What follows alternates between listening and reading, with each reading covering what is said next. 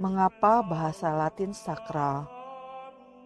Dirangkum dari sumber seperti tertera pada layar.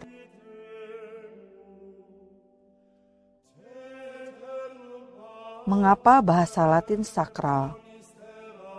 Banyak orang mengira bahwa kita menyukai misa Latin karena kita tergila-gila pada bahasa Latin. Tetapi, mengapa bahasa ini penting?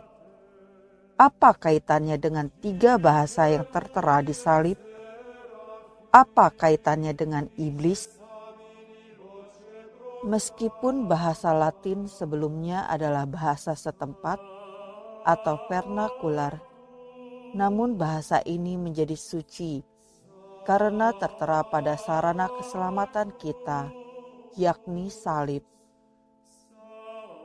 Yang membuat bahasa Latin suci adalah karena Allah sendiri memilih bahasa ini bersama dengan bahasa Yahudi dan Yunani, tertulis di kayu salib putranya.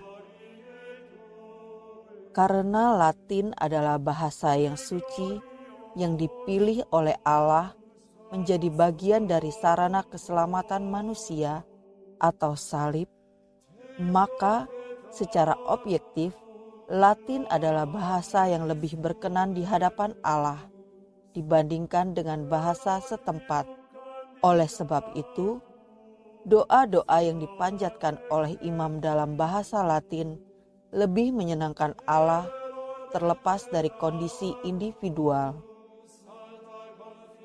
Selain itu, bahasa Latin adalah bahasa resmi gereja, yang artinya adalah bahasa resmi tubuh mistik Kristus.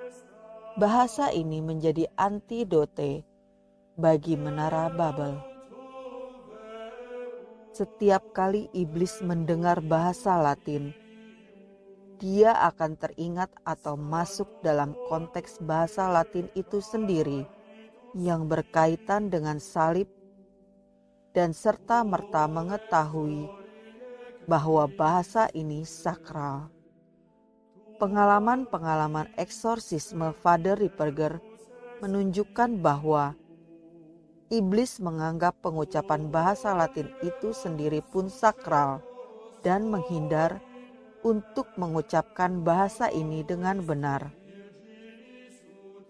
Jika kita hendak menghampiri hadirat Allah, semua benda yang kita pakai haruslah sudah diberkati atau disucikan lebih dahulu, seperti lilin, kasula, piala, dan sebagainya.